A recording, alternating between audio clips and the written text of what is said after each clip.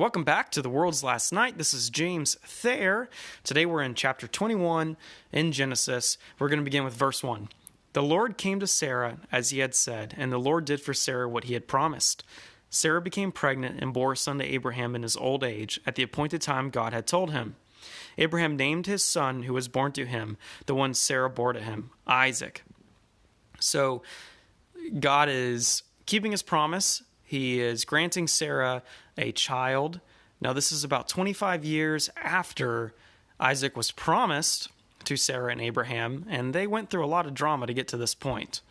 But finally, she's going to bear Isaac, and Isaac, the name Isaac, if you remember, it means laughter, and that's important for the few verses coming up here soon. So, verse 4, when his son Isaac was 8 days old, Abraham circumcised him as God had commanded him. So, if you remember, when he made the covenant with God, circumcision was going to be a sign of that covenant, and he circumcised Ishmael and all the males in his household, and was told by God that when a child is 8 days old, they are to be circumcised. And the Jews still do this to this day. So Abraham, verse 5, Abraham was 100 years old when his son Isaac was born to him. Sarah said, God has made me laugh, and everyone who hears will laugh with me. She also said, who would have told Abraham that Sarah would nurse children? Yet I have borne him a son in his old age. So it seems like Sarah is totally over the moon for being able to have Isaac. And we remember once again that when Sarah and Abraham were both told they were going to have a child, they laughed at this. They not necessarily didn't believe it, but believed it was very outlandish. And here they are. Their laughter is actually turned into the laughter of someone who is excited and joyous over a gift that has been given to them, and that is their son. And so Sarah's reflecting on, who would have ever said that I would be able to give my husband a child in our old age. So this is definitely a miracle. Now, Isaac is often seen as another type of Jesus. Remember, a type is sort of a comparison or a foreshadowing of a future. And so Isaac is a child of promise, and so is Jesus, as we'll find out, the promised Savior. Isaac is born in a miraculous way, and so is Jesus. So people will point out, about 10 different similarities here between these, between Jesus and Isaac. So this is a type of Jesus to come. So here we are in verse 8. The child grew, talking about Isaac, and was weaned. Now, children at this time and in this culture were weaned at about the age of 3. So we're going to go with that, 3 to 5. The child grew and was weaned, and Abraham held a great feast on the day Isaac was weaned. Cool. So they're celebrating. And turn the page, verse 9. So, but Sarah saw the son mocking the one Hagar the Egyptian had born to Abraham. So apparently apparently Ishmael is mocking. I'm assuming mocking the 3-year-old that Sarah had. So we're going to have more trouble in the family. This is why, guys, don't marry more than one person. We won't have this drama. This could be a reality show. Not going to lie, Abraham's family could be a reality show. It'd be really funny and sad. Verse 10, so she said to Abraham, drive out this slave with her son, for the son of this slave will not be a co-heir with my son Isaac. Now this was a very difficult thing for Abraham because of his son. So Abraham obviously loves his son and doesn't really want to do this. I'll continue. But God said to Abraham, do not be concerned about the boy and your slave. Whatever Sarah says to you, listen to her, because your offspring will be traced through Isaac. But I will also make a nation of the slave's son because he is your offspring. So I guess Abraham has consulted God, or God has come to Abraham to say, hey, look, don't be concerned with what Sarah's saying. Listen to her and do what she says. And don't worry about your son Ishmael. I'm going to take care of her. He's going to be a great nation. So, but basically also saying, I told you before, and I'm reiterating again, your offspring are going to be traced through Isaac. He's a child of promise. So, verse 14. Early in the morning, Abraham got up, took bread and a water skin, put them on Hagar's shoulders, and sent her and the boy away. She left and wandered in the wilderness of Beersheba. So, Beersheba, I believe, means 7 wells. or underground well. And this seems like a cruel thing to do, honestly, for Abraham to send her and the child away. I think at this time, based on the math, Ishmael's going to be a teenager, probably around 16. So he is a grown man in this culture after the age of 12, roughly. So he's not a child really anymore, but he is his Abraham's son. And I think the only reason Abraham is comfortable with this is because he knows that God said he's going to take care of them. So when the water in the skin was gone, she left the boy under one of the bushes. So the water's gone, they've drank it all. Hagar has left Ishmael under a bush. Then she went and sat down nearby, about a bow shot away, for she said, I can't bear to watch the boy die. So as she sat nearby, she wept loudly. So she's wandering in basically this arid land and I guess is given up. They've drank all of the water that they were sent with. Verse 17, God heard the voice of the boy, and an angel of God called to Hagar from heaven and said to her, What's wrong, Hagar? Don't be afraid, for God has heard the voice of the boy from the place where he is. So apparently Ishmael was praying to God also.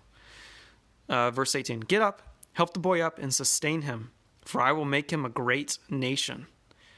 Then God opened her eyes, and she saw a well of water. So she went and filled the water skin and gave the boy a drink. So I'm not sure if this was a miraculous well that God opened up, or if it was a well that already existed that Hagar just hadn't seen yet. But, she was thirsty, crying out for God, and she found God and found favor with him and water in this place. God was with the boy, and he grew. And that's a big statement. Whenever it says, God was with someone, it usually means he has come upon them, that they found favor in a special way, that he is walking with them. So God definitely does have favor upon Ishmael, even though Ishmael is not the child of promise. But because Ishmael is Abraham's seed, I guess it's very important for God to bless him. So, okay, God was with the boy and he grew. He settled in the wilderness and became an archer. He settled in the wilderness of Paran, and his mother got a wife for him from the land of Egypt.